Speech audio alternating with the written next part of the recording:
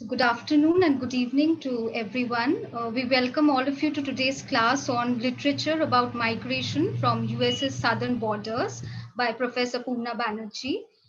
Purna Banerjee is Associate Professor in the Department of English, Presidency University, Kolkata. She holds degrees from erstwhile Presidency College, where she did her graduation from under the Calcutta University. She did a master's from University of Rochester. She received her PhD from Texas Christian University for her doctoral dissertation on incidental occurrences, exchanges between British and Indian women writers, 1840 to 1940. She has specialized in Victorian and modernist novels, periodicals, and travel literatures, and in the post-colonial Anglophone traditions. She has previously taught at University of Rochester, 1997 to 1999, at Texas Christian University from 2000 to 2005, and Millikan University from 2005 to 2014. Ma'am, we welcome you once again, and we will request you to commence today's class. Thank you so much. Thank you, Shotabdi. Thank you, Calcutta Research Group. Thank you, Shamota, for this dubious honor of pulling me into the conversation, but I'm looking forward to it. That is exactly how I would be treating it, actually, as a conversation and not really a lecture. And I hope I can have you participate with me. Otherwise, I am just speaking into this dark void online. So let's have a conversation on the rhetoric and reality of reframing. And if you would be so kind as to allow me to switch off my video so you can concentrate on the PowerPoint, that would be great. Now, the rhetoric and reality, the reframing of the immigrant experience in the USA through literatures and films on and from its southern border. So one of the most popular articulations about the anxiety evoked by the migrant is found in the following lines, and I quote, "But a stranger in a strange land, he is no one. Men know him not, and to know not is to care not for. I am content if I am like the rest, so that no man stops if he sees me, or pause in his speaking of when he hears my words to say, ha ha, a stranger." The first response that immigrant evokes is fear. Fear of contamination, disease, criminality, burden on resources, racial miscegenation, assimilation. But the greatest fear is the fear of going undetected. As Count Dracula, who I just quoted, one of the famous migrants from the 19th century, literature argues, "I am like the rest, so that no man stops if he sees me, or pause in his speaking if he hears me, my words to say, ha ha, a stranger." The term immigrant did not come into being until the late 18th century, when it was coined to describe the situation in the new nation of America, the new land. It especially referred to people leaving their homelands to come to the American continent. Traditionally, the narratives of immigration were masculine and Eurocentric.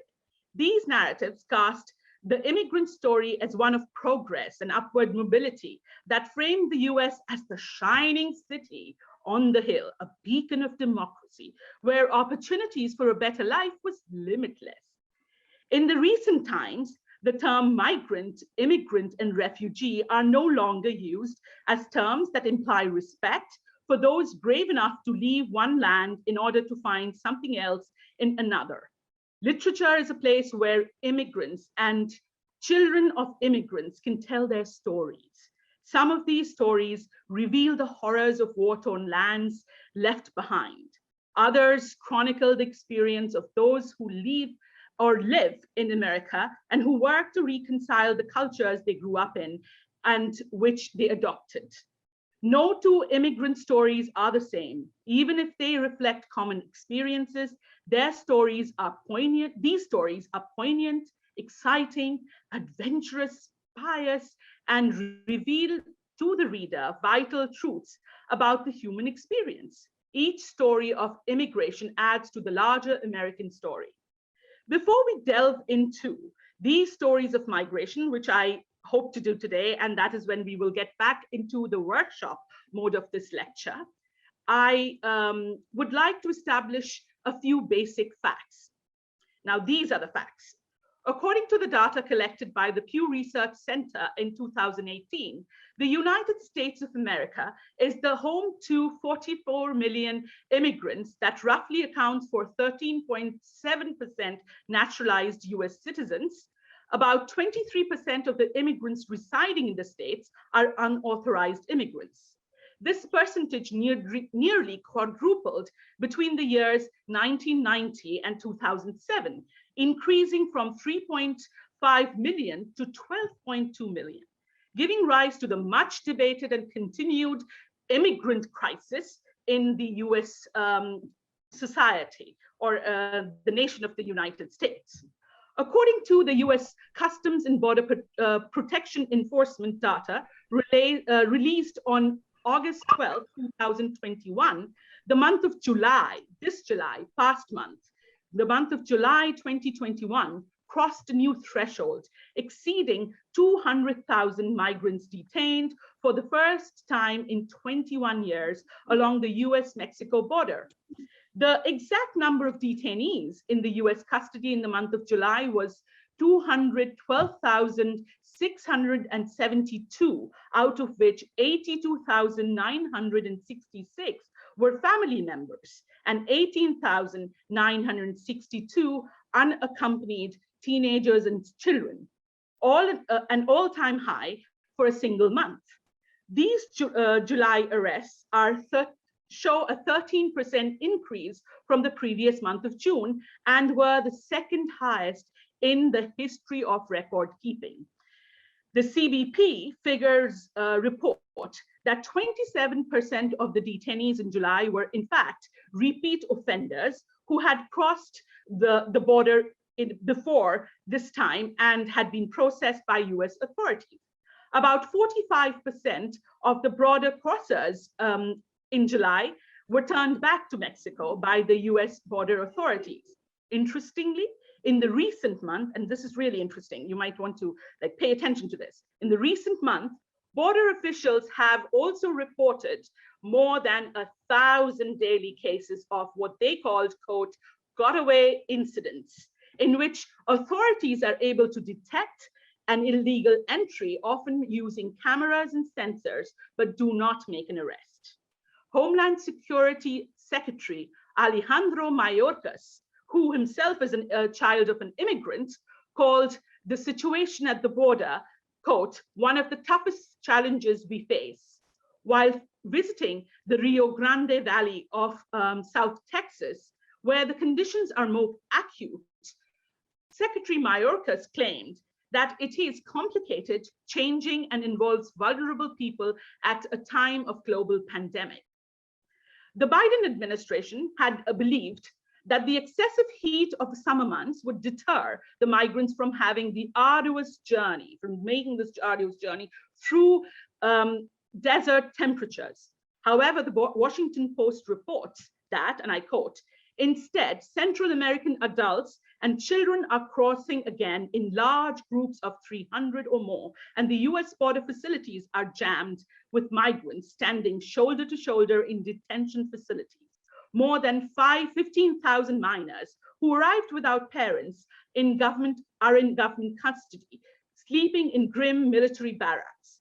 A South Texas park along the Rio Grande has been converted into sprawling quarantine camp for more than 1,000 parents and children who have tested positive for the coronavirus or have been exposed to the infection. Contrary to the aggressive and fabricated narratives of the right-wing media and politicians, the immigrants that are entering into the US are not, and I repeat, not contributing to the spread and the escalation of COVID-19 infection in the country. In fact, Secretary Mayorkas made it very clear that the positivity rate of migrants tested along the Mexico border is on par with or lower than US community rates. Do not come, said Vice President Kamala Harris to all would-be migrants in Guatemala on her first overseas trip since taking office. One could hear the pin drop and the liberal world gasp collectively at the harshness of these blunt words from the daughter of two immigrants elected to the second highest office in the US and entrusted with the dubious responsibility of solving the situation on the US southern border. But this is one of the many realities of border diplomacy.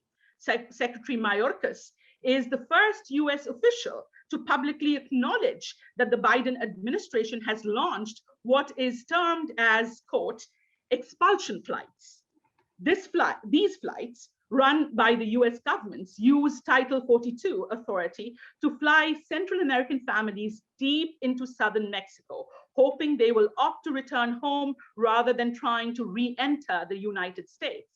Hundreds of those migrants, including small children, have been dropped off in remote towns with little shelter capacities. Both rights advocates and the UNHCR find these expulsion flights, quote, troubling.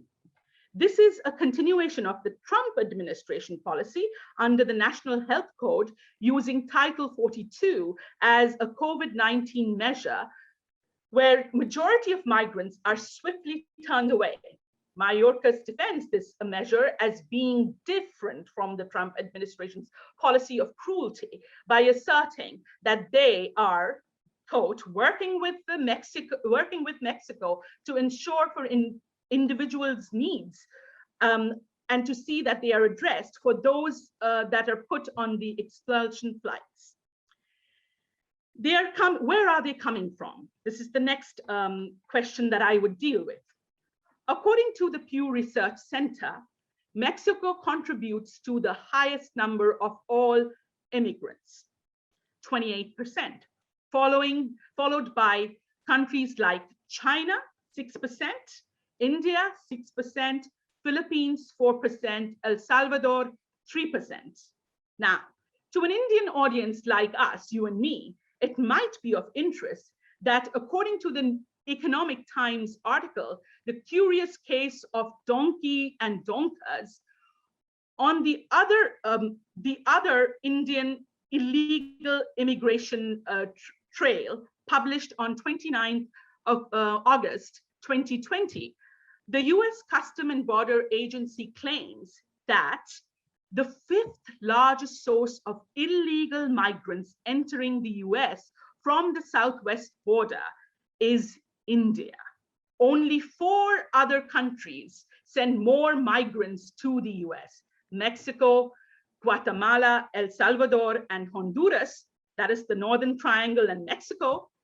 India has had a tight grip on the 5th spot since 2016.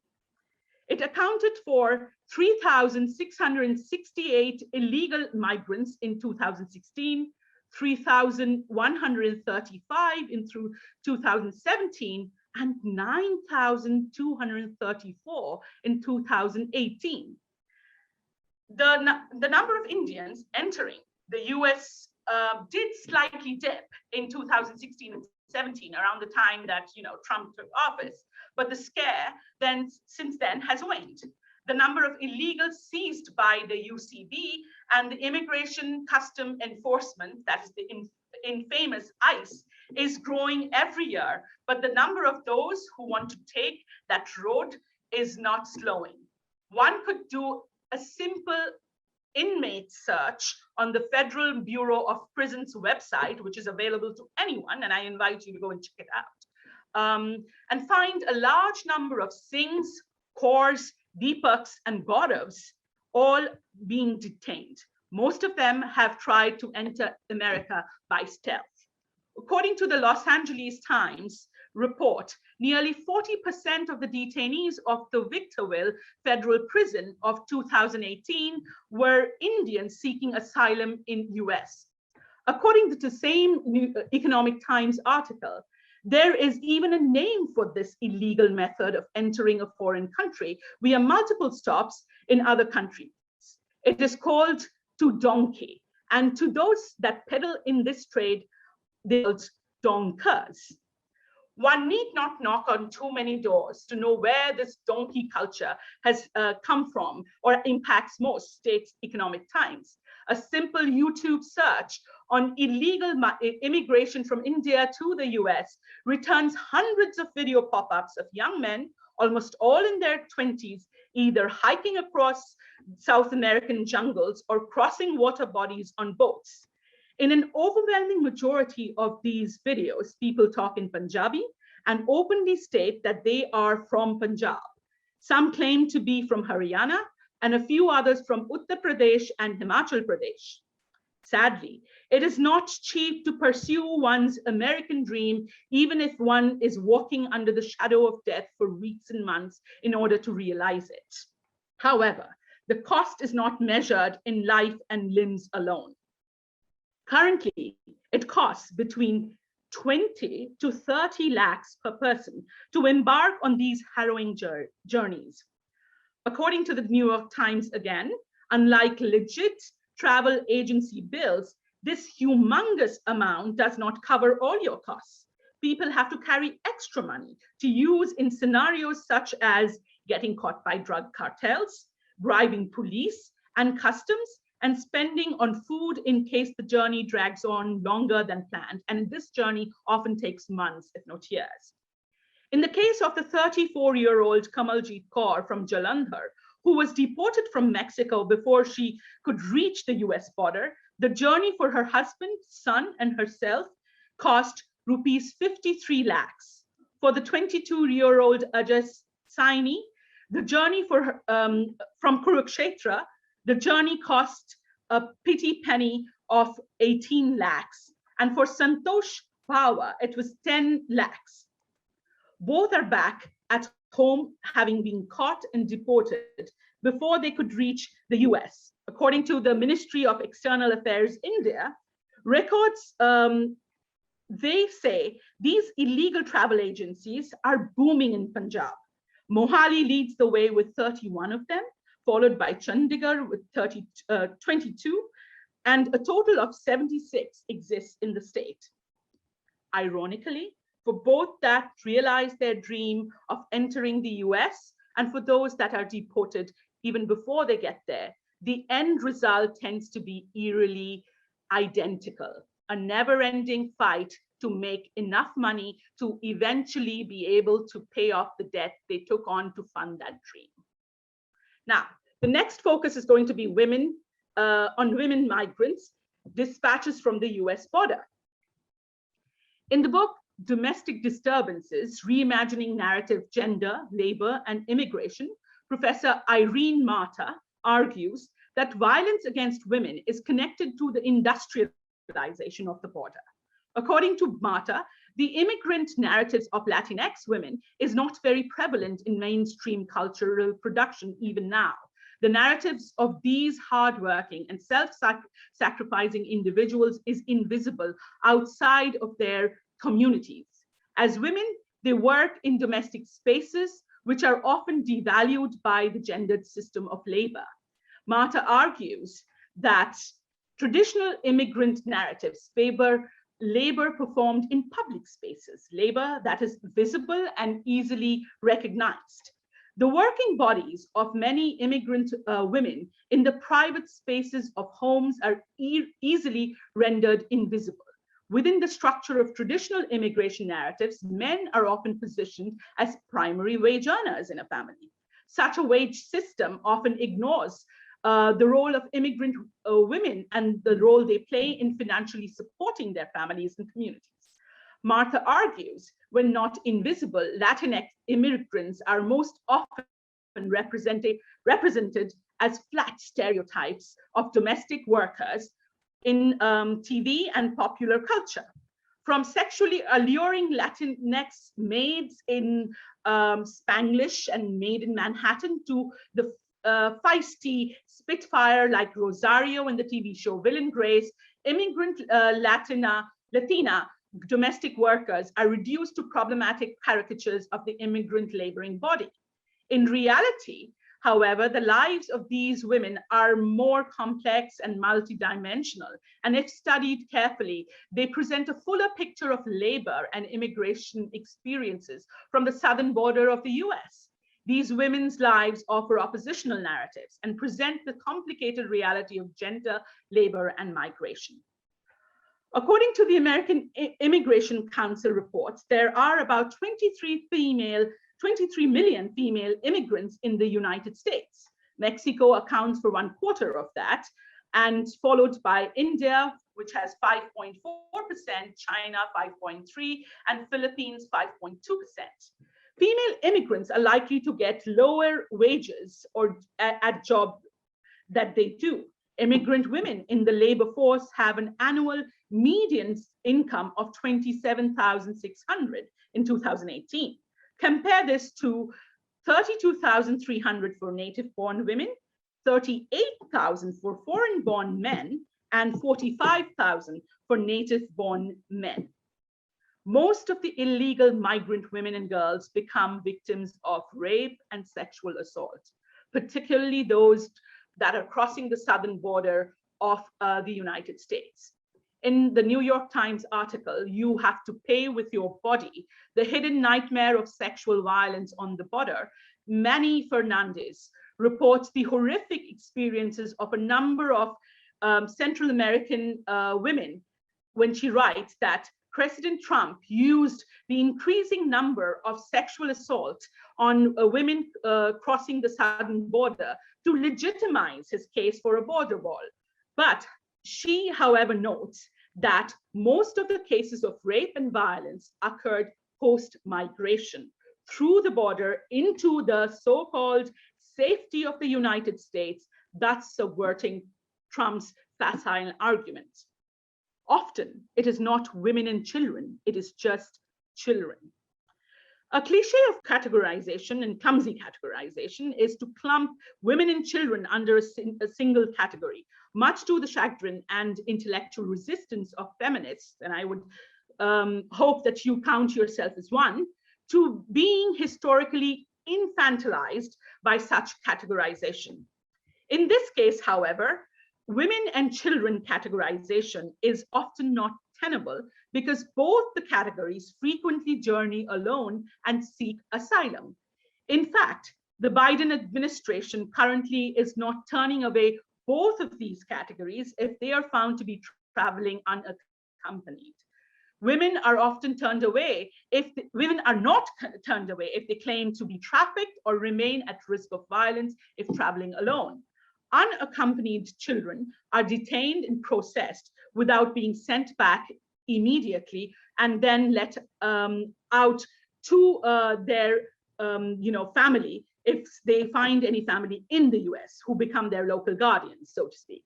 There are about 19.6 million immigrant children currently residing in the United States, accounting for nearly 1/4 of all children in the country. This is a diverse group that includes refugees, asylum seekers, recipients of the Deferred Action for Childhood Arrival DACA policy, or special temporary status, and unaccompanied minors. The group also includes first-generation Americans whose parent, or at least one parent, is an US citizen. DACA is a United States immigration policy introduced by President Barack Obama on June 15, 2012. It allows illegal migrants who were less than 16 when they first crossed into US, and this gives them a chance, the DACA policy gives them a chance to have their status renewed every 2 years. And this doesn't come free, by the way. Often we argue DACA as if that these children are getting this handout without having to pay any kind of a price. However, these children who were brought here by their parents when they were less than 16 and were not over 30 when in 2012 are called dreamers, and they are eligible to have their status of not being deported from the US renewed every 2 years for about $500. Every 2 years, they pay $500 so that they are not deported. These dreamers they're called dreamers, by the way, are eligible for education, work permit in the US, and many also serve and are currently serving as members of the US Defense Forces. The immigrant children are highly vulnerable groups susceptible to high levels of abuse, violence, human trafficking while crossing the border. Apart from these physical hardships, there is also mental trauma, the whole experience of the crossing. And as they often get separated from their families or the coyotes as they cross into the United States, and they have to, if apprehended, they have to live for a very long time in deportation or detention centers before they are either sent back home or given over to their local guardians. While discussing, and this is now very interesting, while discussing migrant children, I feel compelled to depart from my own format today in this lecture, in this evening. And I want to take a brief literary detour, even before I enter the whole landscape of literature that is to be navigated this evening. In the novel, and I urge you to read, Lost Children Archive, Valeria Luiselli pens an emotionally charged discourse on who or what is a child migrant or a child refugee that demands a place here now in this conversation or in this lecture. I quote, "We drive onward, southward bound, and listen to the news on the radio. News about all the children traveling north. They travel alone, on trains, on foot. They travel without their fathers, without their mothers, without suitcases, without passports, always without maps. They have to cross national borders, rivers, desert, horrors. And those who finally arrive are placed in limbo, are told to wait. What does refugee mean, Mama? The girl asked from the back seat. I look for possible answers to give her. I suppose that someone who is fleeing is still not a refugee. A refugee is someone who has already arrived somewhere in a foreign land, but must wait for an indefinite time before actually fully having arrived. Refugees wait in detention centers, shelters, or camps, in federal custody, and under the gaze of armed officials. They wait in long lines for lunch, for a bed to sleep in, wait with their hands raised to ask if they can use the bathroom. They wait to be let out, wait for a telephone call, for someone to claim or pick them up. And then they are refugees who are lucky enough to be finally reunited with their families, living in a new home. But even those still wait. They wait for the court's notice to appear, for a court's ruling, for either deportation or asylum, wait to know where they will end up living, under what conditions. They wait for a school to admit them, for a job opening, for a doctor to see them. They wait for visas, documents, permission. They wait for a queue for instruction, and they wait some more. They wait for their dignity to be restored. What does it mean to be a refugee? I suppose I could tell the girl, a child refugee is someone who waits. Cruelty was the point, an outline of the Trump immigration policy from 2016 to 2021. Carla Villavicencio, a Harvard and a Yale University graduate, one of the more famous DACA recipients, and the author of the New York Times bestseller, The Undocumented Americans, recollects how after Donald Trump's election win in 2016, she felt compelled to write, quote, the book. She felt the spaces around her shrink and felt almost exiled from a sense of belonging. Literature and history collapsed in her writing as she convinced herself that life for her was over. She brought in both her scholarly and creative skills to write this creative, and this is a quote, this creative nonfiction rooted in careful reporting, translated as poetry, shared by chosen family, and sometimes art to read, end quote. But it could not have been written any other way.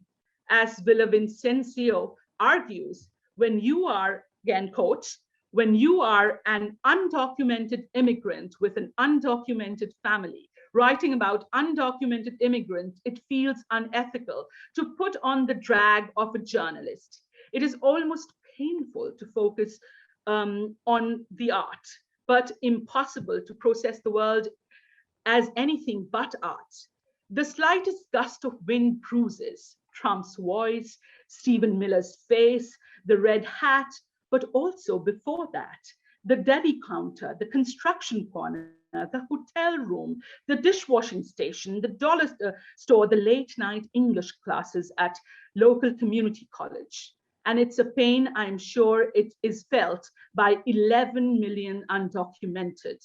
I attempt to write from a place of trauma, shared memories and shared pain, end quote. But unbeknownst to Villavicencio, nearly 4 years later, Adam Server, the famed journalist of The Atlantic, claimed that on dissecting Trump's policies and political project of Trumpism, one can clearly argue that cruelty was the point, cruelty was the policy. In an interview with Sarah McCammon of NPR, Server discussed this newly published book, very aptly named Cruelty is the Point, the Past, Present, and Future of Trump's America, and again, highly readable series and anthology of essays that were formerly published in The Atlantic. He puts them together. I would recommend you read. In this book, he argues, what I am focused on in the book is the cruelty as part of American politics, specifically the way it is used to demonize certain groups so you can justify denying people their basic rights under the Constitution and exclude them from the political process, which is substantially what Trump's project was about, both as means to power, also as a political agenda. Some of the changes that Trump administration made to the traditional US immigration policies are restriction on asylum seekers, which is prevented migrants from entering as asylum seekers to US if they did not apply for asylum in the countries they passed as they went along. Remain in Mexico policy, certain Central Americans seeking asylum had to remain in Mexico while they were requesting asylum, which actually by American Constitution is illegal to keep someone out who is requesting asylum, but they were forced to remain in Mexico while their asylum cases were being processed. Reducing refugee admission. A new quota was introduced to keep the number of refugees low. Into 2020, it was 18,000 refugees that were admitted, a historic low. Pregnancy ban. Pregnant women were denied visas. Obstacle for workers and their families, skilled workers from foreign countries, and Silicon Valley protested this a lot. Skilled workers from foreign countries were refused visas, as were their families. Slowing of the green card process. It is so backed up that the US citizenship process was left in a limbo. So less green cards and less new citizens. Deportation.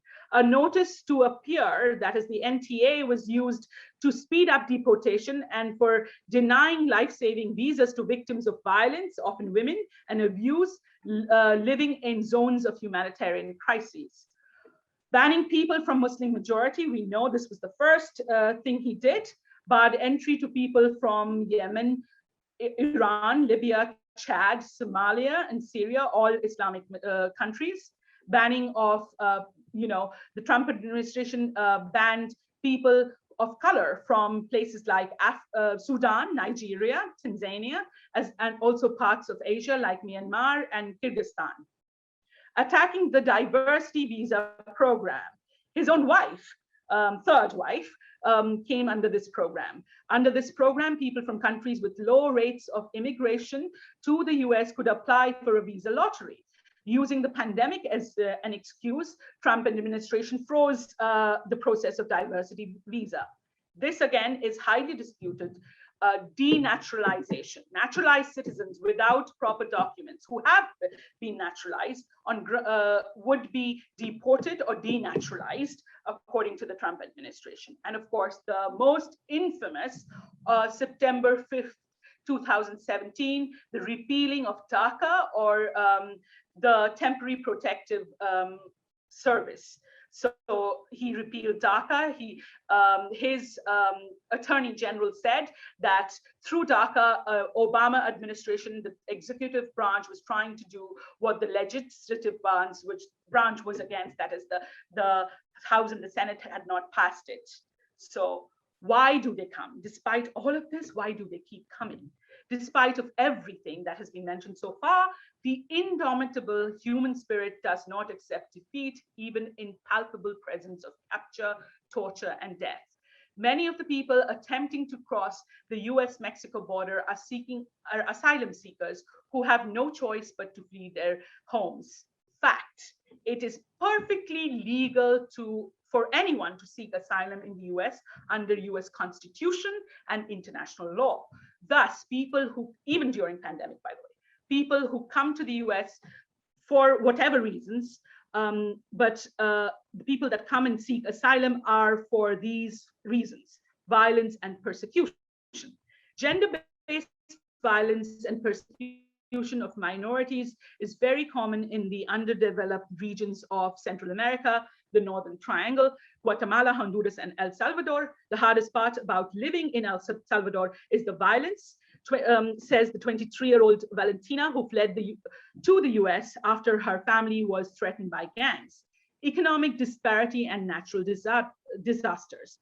Cuéntenos, part of International Rescue Committee's global information platform for refugees and migrants, has reported that a 1,500% increase in refugee population in just 2020, following the COVID-19 pandemic. It has estimated that about 45.4 million people are forced into poverty in the aftermath of the economic depression ushered in by the pandemic. Struggling communities faced another blow in this Northern Triangle in November of 2020, when hurricanes Eta and Iota struck within 3 weeks of one another, leaving 3.4 million people in need of urgent rescue assistance. Social factors are also the reasons why people come. Migrants often want better opportunities, a living wage, job security, better careers, schools for their children. So in a nutshell, violence, climate change, rising poverty, women escaping gender violence, LGBTQ communities fleeing persecution, families and children seeking protection from gang violence. These are the reasons why they come. Now, let's turn to the literature. Widening the landscape. Literature as a genealogy of alternative narratives. If my place of origin isn't home, my place of birth isn't home, then what am I supposed to do? Where am I supposed to go? My work has always come out of that space of questioning and discomfort. Here I change gear in this lecture and become slightly more collaborative and invoke the spirit of workshop. When Dr. Shomota Bishash invited me to deliver this lecture, or as I would like to believe, have this conversation with you, I quickly realized that, as Americans would put it, I have been suckered into walking on the tightrope between providing an analysis of the immigrant literature so as to provide you with some sense of the aesthetic tropes for the literary tradition on one hand, and on the other, providing you with a clear sense of the actual conditions of the ground, the reality. In my attempt at genre bending by coalescing the ecology of the humanities with that of the social sciences, I pay homage to these alternative narratives of migration, because that is exactly what they do. These narratives challenge the simple myth of upward mobility and assimilation promised by the ideology of American dream. They interrupt and insert women and other minority LGBTQ communities and their labor with the larger discourse of migration. They fiercely and poignantly illustrate the difficulties of being undocumented, a legal status that denies immigrants legitimacy and rights. Current immigration narratives from the US-Mexico border is or are diverse and varied as the individuals who live them. Even as I speak the words, I question whether this is a literary tradition or not. Can it be? More importantly, should it be? Its power lies in its protein quality, and in becoming a tradition, it is ossified at some level. I will let you arrive at your own conclusions, even while I list a few identifiable themes and literary tropes from among these narratives that we want to discuss today. And I'm getting a sense we will be only able to discuss a few. Now, do not ask me whether these common tropes make them a tradition or not, but I can tell you this. It is entirely possible to be part of a migrant literary tradition if none of these tropes find a place in a literary text. The absence of these tropes does not disqualify the narrative such an entrance into the literary landscape. Some of the tropes that my analysis reveals are: one, indeterminacy and liminality versus multiplicity and multivariances, hybridity. Contradictions and conflictual affiliations, primeval connection to the earth, soil, and nature. 4, loss of history and a hunger for one. 5, journey, lack of memory, hostile terrain, identification with the terrain, a mystical connection, capture, violence, deportation, further crossings, deja vu. I've been through this again, all over again. Home, happiness, childhood, loss, pain, departure, never finding home, exile from home, multiple homes, and not belonging. Memory, always a selective choice. Archive, a consciousness of audience and purpose, multiplicity of archives, a selective process. Writing, a privilege, empowerment, consciousness, purpose, recovery, and representing a community. Language, many. Loss, embarrassment, disenfranchisement. Recovery, restorative, power. Deportation, pain, loss, return, again and again and again. So border, conflicted relationship. Family, always present in the psyche, however separated, mutilated, torn. Growing up as immigrant, undocumented, or a refugee. Hostility, otherness, marginality, self-loathing, fear, longing to belong, searching for a meaning or a history, loneliness, poverty, backbreaking work, abuse, self-mutilation, violence. As it should be quite obvious to anyone, it is impossible to discuss any of these, in one lecture. Well, I will not attempt to do that. I want to provide you with a selective pastiche of these tropes in the following discussion. And then it is on you as individuals to revisit the literature and partake of the bounty of the smorgasbord that is available to all. Today, as we become largely silent witness to multiple human rights crises, or as we watch another immigration disaster unfold in Afghanistan, reading these texts strangely gives me hope. I wish to give you that hope as gift today. Multiple tropes overlap in each of the poems and passages we shall read and analyze in the next part. I hope this goes without saying that there are multiple tropes in one. In discussing each narrative, poem, or any excerpt from any text, I will mention a few controlling ideas and themes and demand that you reflect on it. A thoughtful and engaged reader like yourself will take the suggestion and analyze for themselves. This particular poem that is in front of you, the second attempt at crossing, evokes the themes of journey through hostile terrain, especially in relation to border crossing, capture, violence, and deportation. But most importantly, if one were to analyze the title, one would soon understand the attempt at crossing the border illegally is usually not a singular act. It is largely an act of utter desperation for survival, and so if caught, the person is deported. However, most individuals who are turned back almost inevitably try to cross again and again. These repeated attempts at crossing is the lived reality of many lives. And then there are countless of lives that are lost in the attempts. Second attempt at crossing. In the middle of that desert, that didn't look like sand and sand only. In the middle of the acacias, whiptails, and coyotes, someone yelled, "La migra!" And everyone ran. That dried creek where 40 of us slept, we turned to each other and you flew from my side in the dirt, black-throated sparrow and dawn hitting the tops of mesquites beautifully.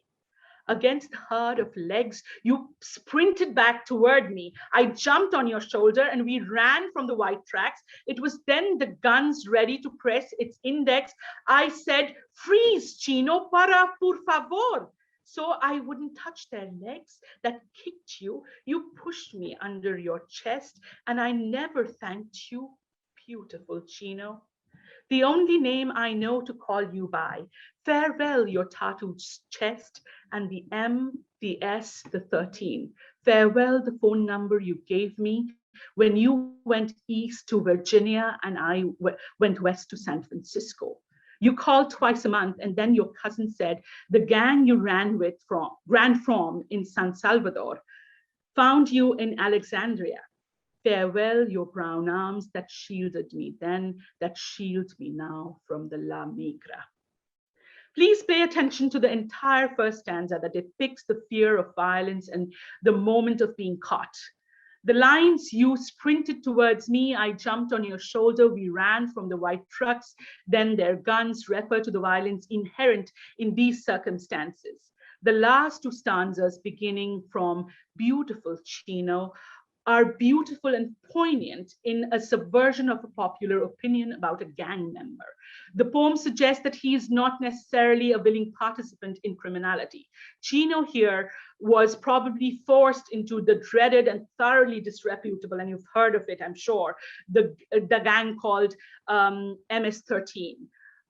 From El Salvador, but really it originated in LA in the 70s and 80s and was then transported when post the war in El Salvador, people from California were moved to El Salvador. They took the gang with them. This gang that is rightly reviled by for being absolutely heinous to migrants and the border crossers is evoked here. Donald Trump, too, invokes this gang constantly and repeatedly and uses it as the boogeyman, a threat to all law-abiding people, sort of a, soja bacha nahi to gabbar singh aa jayega kind of a moment. Donald Trump repeatedly says everybody crossing the border is MS-13. He projected them as the stand-in for all people crossing the southern border. For Trump administration, migrants were not individual people with lives, loves, loss, and stories. They were all violent MS-13. Here, the character Chino, perhaps a slave to the MS-13, escapes to the US, saves the child poet on the journey, tries to move on with his life, but is caught in the web again by the same gang in the US. The hint of death and loss of life, either at the hands of the US migration agents, the La Migra, or the MS-13 gang, seems imminent. Even after Chino escapes the clutches of the La Migra, the MS-13 prove harder to escape. Surely they will take their revenge from a person who has tried or betrayed them by escaping. It is the same person who actually saves the life of the young Javier in his second attempt at crossing. The poem Bent to the Earth evokes the theme of family and backbreaking labor performed by these immigrant families. However, it is about how all Latinos are perceived as illegals and criminals, even if they aren't. The violence and the almost barbarity of being apprehended by the law elides over the fact that there was no reason to be apprehended. The loss of innocence suggested in the poem is moving as we read of a child's reaction when faced with a violent attack on the most stable structure in his life, the family. Finally, the everydayness or the mundanity of being back to work as if nothing life-altering really happened is both jarring to the senses and moving. Bent to the earth, they had hit Reuben with the high beams, had blinded him so that the van he was driving full of Mexicans going to pick tomatoes would have to stop. Reuben spun the van into an irrigation ditch, spun the 5-year-old me awake to immigration officers, their batons already out. Already looking for the soft spots on the body, to my mother being handcuffed, dragged to a van, to my father trying to show them our green cards.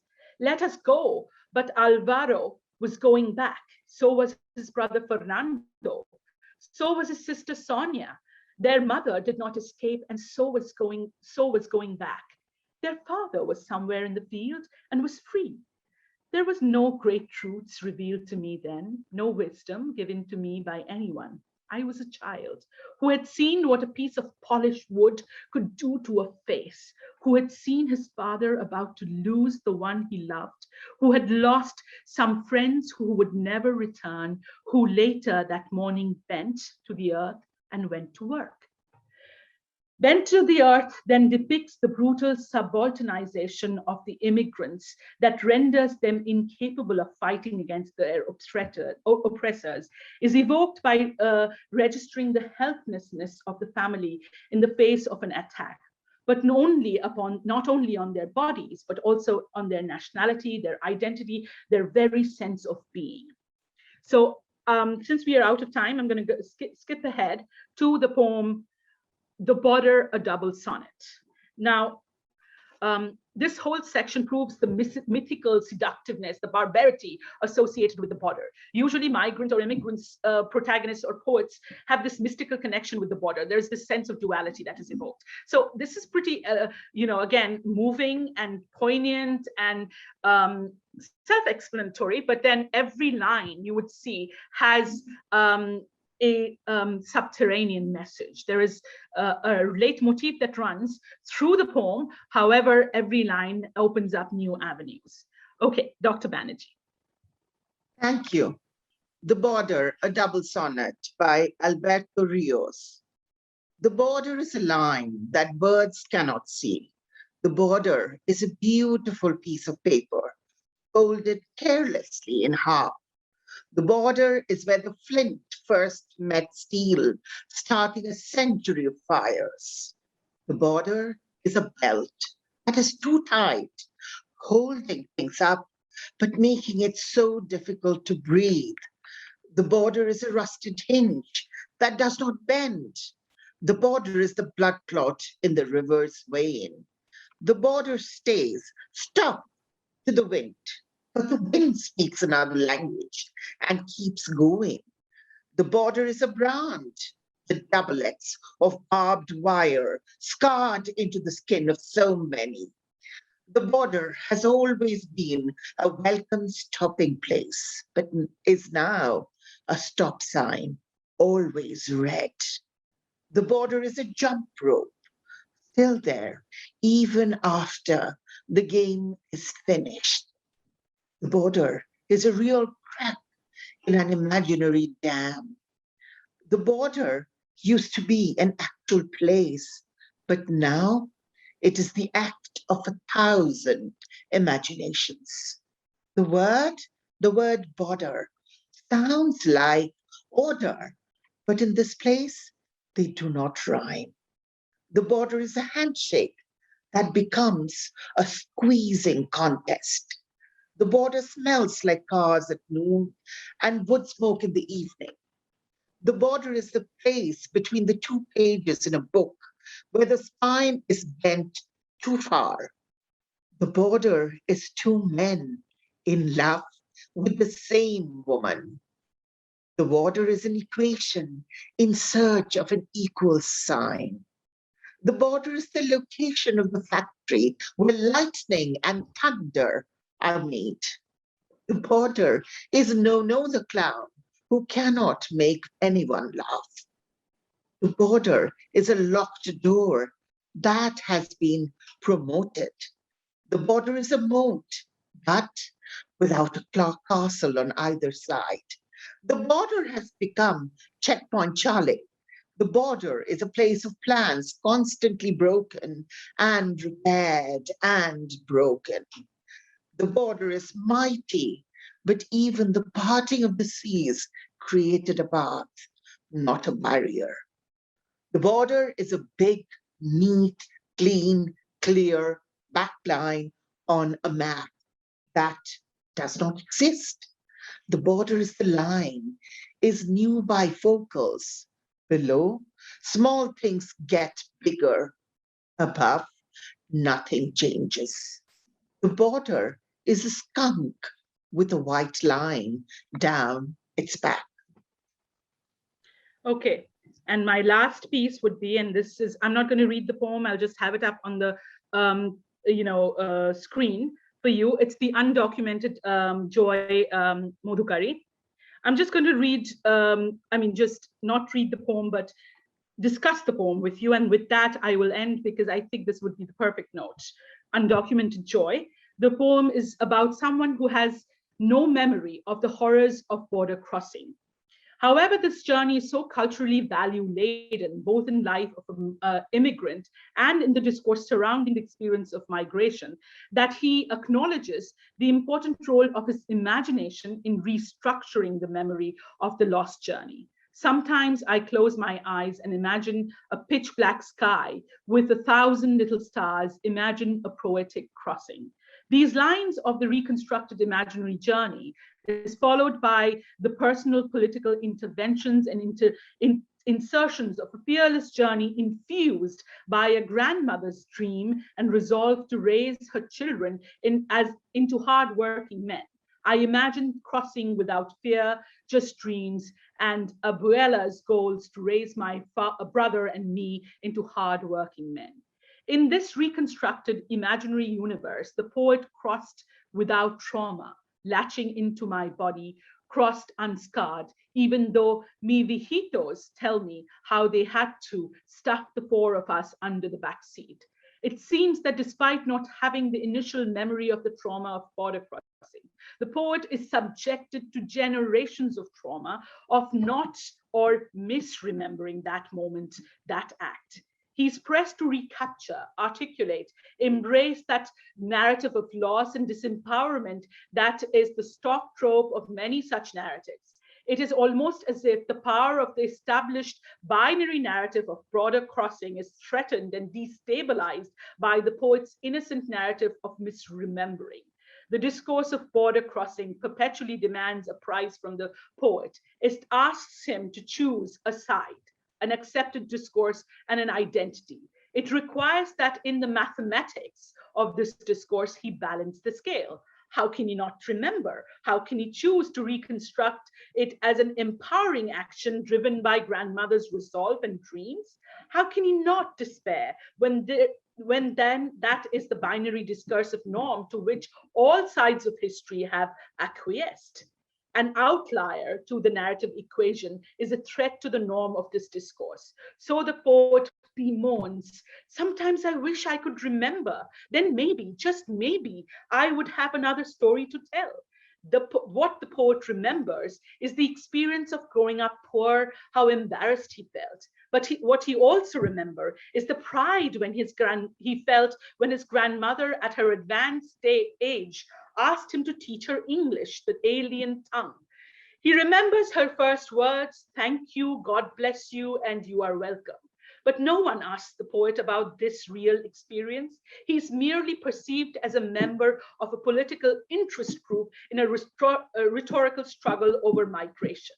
And while peddling in the discourse of migration, no one seems to want to hear of his memories. I wish you would ask me of memories I had before my identity became political, about laughs, the joys, the things I love, about the way we have managed to survive. In a self-referential move, the poet perhaps gestures towards his art, his poem in asserting, I wish you would focus on the magic that is to take this country's trash and make it into art. He finally, the poet seems tired of being asked the wrong questions. He's tired of being put on the spot as Exhibit A, the undocumented darker kid without actual memory of the journey. He's tired of being made into a political agenda. So he asserts his reality out of someone else's rhetoric. I wish I could tell you about the journey, but all I know that I am here. I am not going anywhere. This is my home now. Thank you. And now I would invite your comments, questions. I had a lot more to share, but I guess they didn't give me the course. So there you go. They should have given me the entire course. Okay. Any questions? Thank you, ma'am, for the wonderful presentation and for the wonderful class. Ma'am, Shaumutati starts by thanking you for the detailed and very well-structured presentation. And from the examples of immigrant literature you shared with us, using more than one language, almost always using certain expressions, endearments in Spanish, seem to be omnipresent. So in the tropes that you pointed out, does language play any significant role? Absolutely. Language is one of the categories. If you check it out, I talk about how language is both empowering and delimiting. Almost everyone talks about language in some way, shape, or form. It is language through which you write. So articulation or writing is a moment of power, and but also language. There is a certain amount of self-loathing of their own language, and then there is a recovery through language. Because in the poem, when I loved my first white woman, or something to that,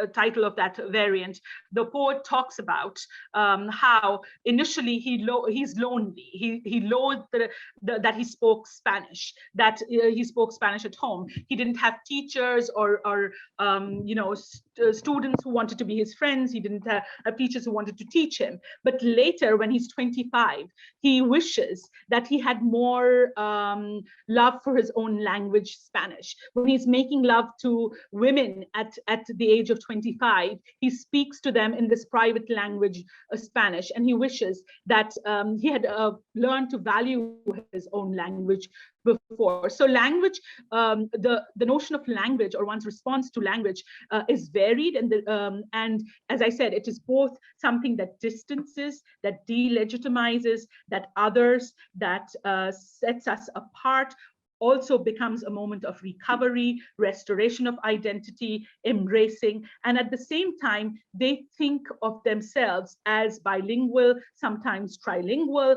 and they have multiple languages. And eventually there is this moment of like recovery, restorative quality in language, if that answers your question. Thank you, ma'am. Okay, Indira Chakraborty has raised her hand. Indira, you can unmute yourself and ask the question. Good evening, ma'am, and thank you so much for your wonderful presentation. It was really very interesting and really very enlightening. Ma'am, just one request and followed by a question. Can we please get access to the PPT you just shared to us? See. Yes, yes, I will give you the PPT. Actually, for the PPT, you should thank my research and student, assistant. She just graduated with top marks from Presidency Master's Program, and she's hoping to leave for the US very soon. So I gave her, versions of my paper. I gave her points, and it's her effort. She put the PPT together. It is very kind of her. So I will, if you want a copy of the PPT or something, I will talk to the Calcutta Faculty Research Group, this PPT and the paper, or rather the lecture, will become a paper, because Dr. Purna Banerjee's already booked me for a Refugee Watch, an article at Refugee Watch. So I would have to take out the chatty elements from the lecture format and make it much more, like heavy, erudite sounding for a paper, scholarly, and submit to them. But yeah, you may have. So much, ma'am. Thank you so much. And now my question is, ma'am, I was really intrigued by how you kind of coalesced. Since I'm a student of literature, I prefer to call myself a student, because even though I teach somewhere, but we are all students, I believe. Yes. So, ma'am, I was just wondering, like, since you kind of coalesced ground reality, as you mentioned, like in your lecture, and certain ways how we look into certain tropes that are existent in literature. For example, you had very kindly read out certain poems, which are very interesting, very self-evident, as you mentioned. Ma'am, I was just wondering, I came across while I was, supervising some of my students for some dissertations, and I came across some very good, well-documented, non-fictions, especially literary memoirs, for that matter. One, for example, is Dina Nairi's The Ungrateful Refugee. So I was wondering, ma'am, like you said, that we can sort of locate certain tropes in, say, for example, a fiction, or a poem, or any of the genres that we might sort of get to read. But how do we really find tropes of tropes within this particular genre that we call literary memoir? Or, I mean, as a response of a migrant himself or herself. When, for example, a person who might have gone through an experience is staying in an asylum, yes, and then documenting something, or maybe he or she is documenting about the kind of ordeal that they might have gone through it. Yes? So, ma'am, is there any way to sort of look at it as not just a document, as in not just a personal experience, a document of personal experience, but also as a literary piece? Can we, like, as students of literature, can we really read it that way?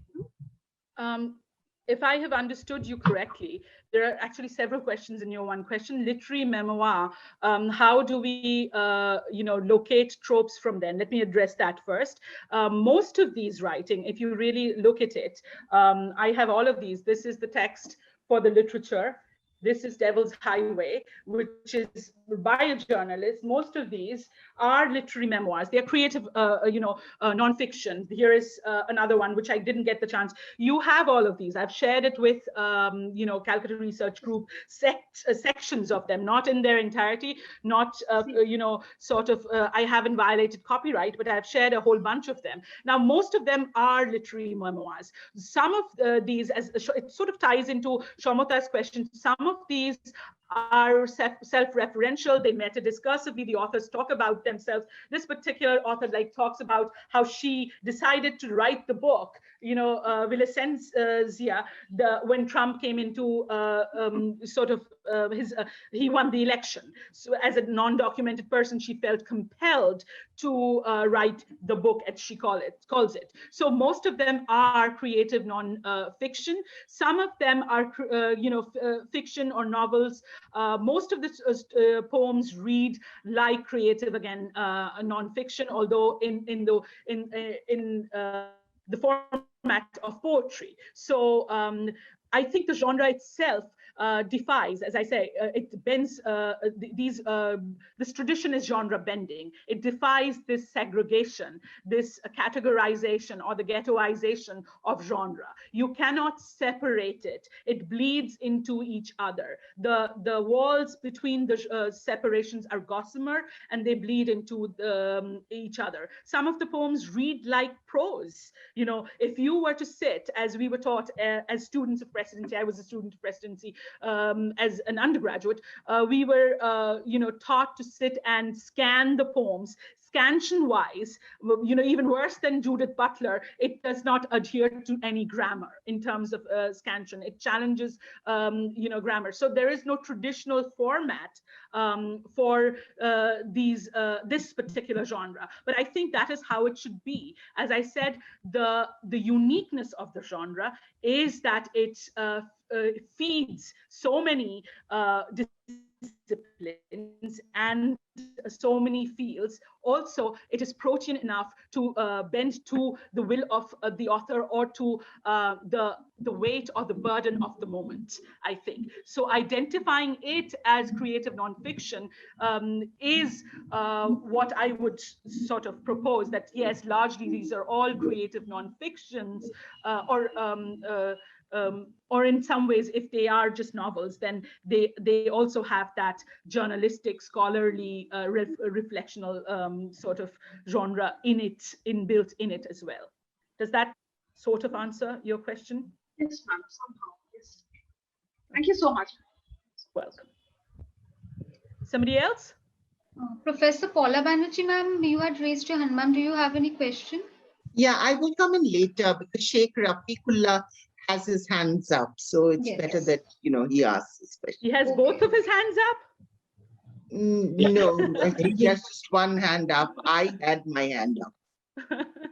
Good evening, ma'am. It was indeed an excellent lecture. Thank with you. So much of passion. Yeah, that I have. I have two questions, ma'am. Yes. The first one is like literature is like an ocean.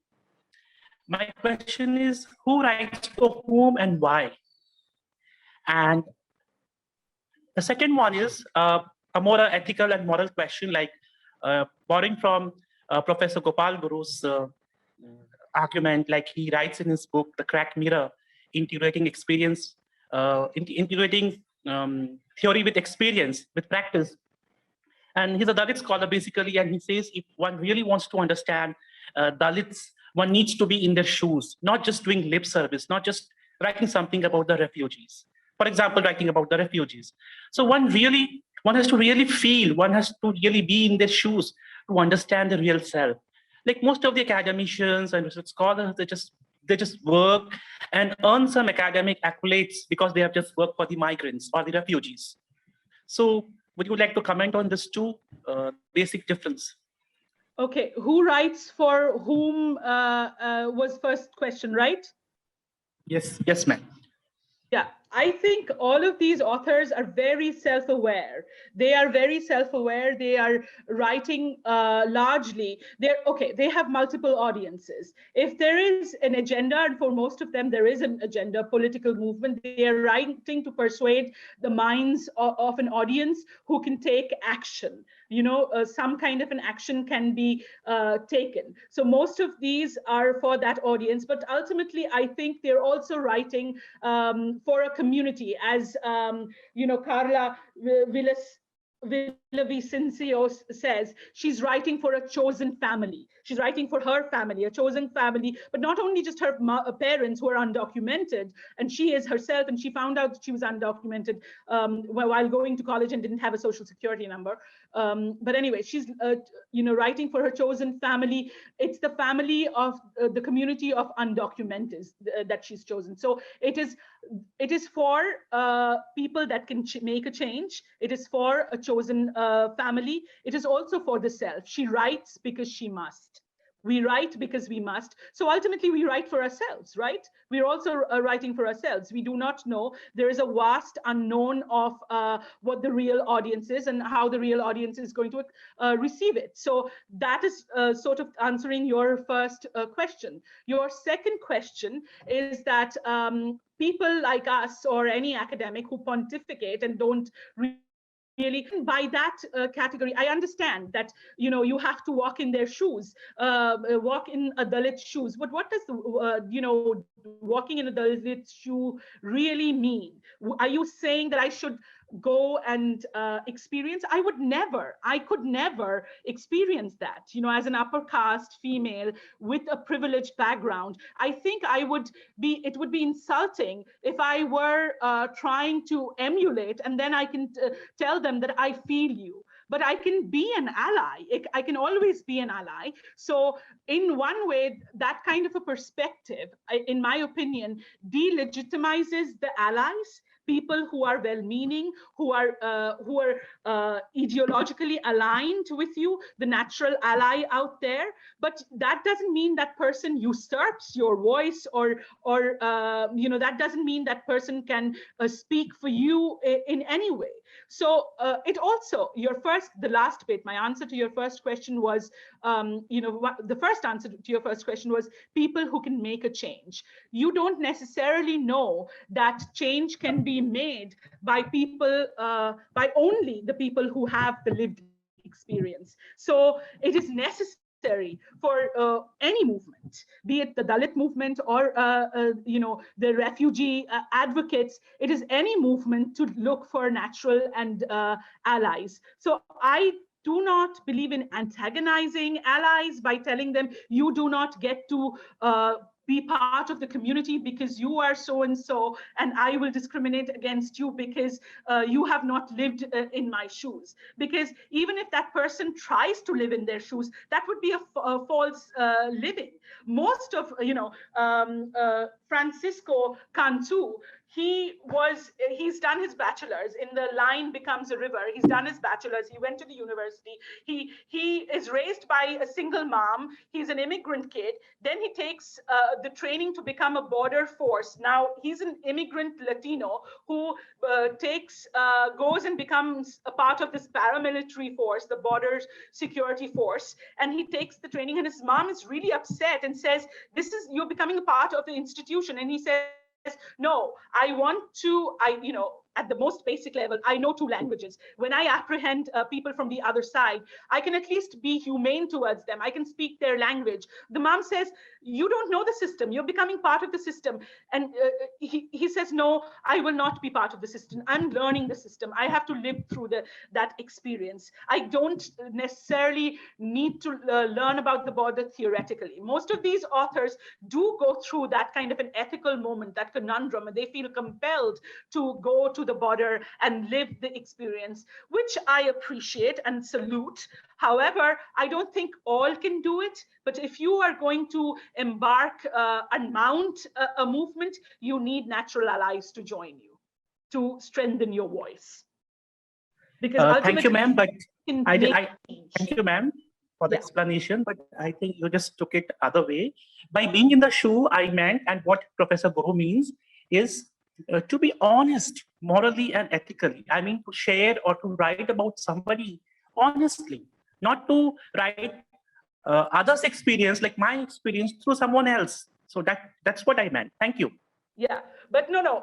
This is an ongoing argument in the Dalit community. I actually also have a paper about this. Like, what does it mean to be an ally? Are you usurping the position? Are you doing an armchair sort of discussion, or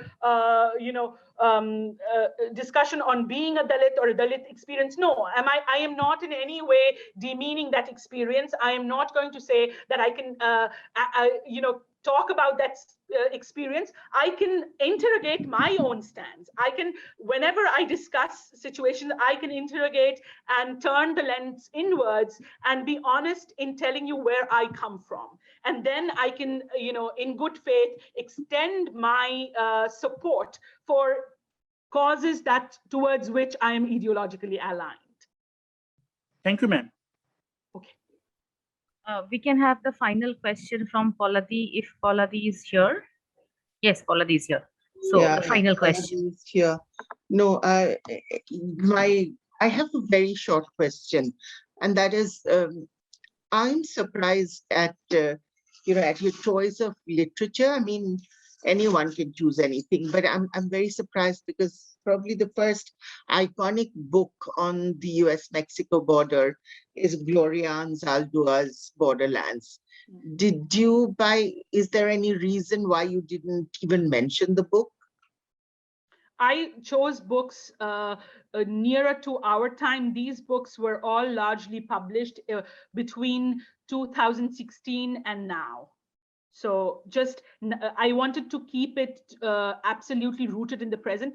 Much work has been done by Gloria Anzaldúa, and much has been written about it. So I did not want to delve into books that have been overwritten, overexposed. I wanted to, let me take and this is in reference to the Gloria Anzaldúa. This is the kid, this is the person, the DACA kid, as I say, Carla Villavicencio, who's now becoming a lawyer. And as I said, also a graduate student of Harvard and Yale. This is what she said. And she says, there are many books about the border, including Gloria Anzaldúa. I couldn't see my family in them because I saw my parents as more than laborers, as more than sufferers or dreamers. I thought I could write something better, something that rang true. I thought I was the best person to do it. I was just crazy enough. Because if you're going to write a book about undocumented immigrants in America, the story, the full story, you have to be a little bit crazy. You certainly can't be enamored by America, not still. That disqualifies you. And it goes on to say, but that's one of the books that she does mention. If there are no more questions, Shamatati, is it like time? Should we? There are 2 more minutes. If you would, Shamata, if you would permit me. Yes, please, Purnadi, if there's something that you would like to mention. Absolutely. That you haven't yet. This is in response to Rafiq, right? Rafiq.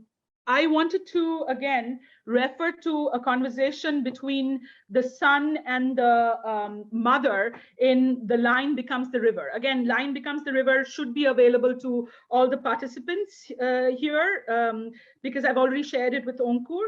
Here's a little bit that I want to read from The Line Becomes the River. Okay, this is in response to Rafiq. And a good question, Rafiq. Listen, my mother said, I spent most of my career as a park ranger. So I got nothing against your working for the government. But don't you think it is sort of below you earning a degree just to become a border cop? I skipped lines. My mother shook her head. You make it sound like you'll be continuing with nature and having felt conversations or having heartfelt conversations all day. The border patrol isn't the park service. It is a paramilitary force. I glared at her. You don't have to tell me that, I said. I am the one who is getting my ass kicked at the academy. I lowered my voice. I'm grateful for all those things, I told her.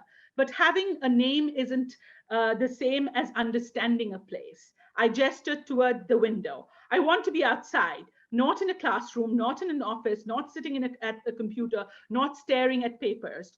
Do you remember, I asked my mother, how you joined the park services because you wanted to be outdoors, because you felt you could not understand yourself in wild places? You could understand yourself in wild places.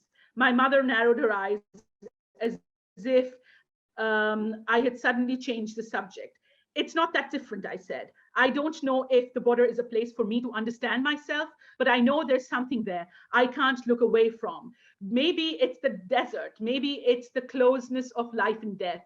Maybe it's the tension between the two cultures we carry inside. Whatever it is, I'll never understand it unless I'm close to it. So this is to say, Rafiq, that all of these writers deal with this moment of ethical questioning as to, I can't be sitting in a classroom. I need to go and experience it.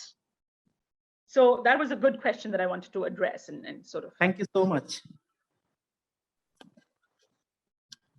Thank you, Purnadi. Thank you for the excellent lecture. We mentioned this in the previous week that one of the areas we had not discussed at all so for the past 11 classes was the US and the many things associated with immigration to the United States. And thank you so much for giving us such an excellent and detailed and well-structured overview of the different ways in which people migrate, the different reasons people migrate, what happens when people immigrate, what happens to the undocumented, what happens to the undocumented men, women, children, families, and different kinds of religious and sexually persecuted people. Also, we have all the primary texts that you've shared with us. We shall share it with the participants as soon as possible. Thank you so much once again for allowing us to pull you into this As I said, Chaumota suckered me in. No, I must also take a moment to thank our participants, because this is the last but 1 week. We are, I think we have only 4 more classes to go. Yeah, today was the 12th class. And people have attended classes, people have interacted, people showed up on time, stayed on. I am touched by the kind of effort and energy that everybody's put in making this course possible, not merely from everybody from CRG and Poladi, who has actually attended almost as many classes as Shucharita and I have attended. So also her, but also the participants who have shown up weekend after weekend and been present. So thank you so much. We'll see you again tomorrow for our class on migrant workers and the labor of remuneration by Professor Hari Sharma from Social Science Baha in Kathmandu, Nepal. Thank you, Purnadi, and thank you, everyone else. And thank you to everyone for attending. I don't know how you guys are dealing with the Afghan crisis, but this was a good moment for me to take a breather from that, because my head is exploding about Afghanistan. So anyway, thank you. Thank you, everyone, for joining us today. Madhukari, special thanks to you for helping us out throughout.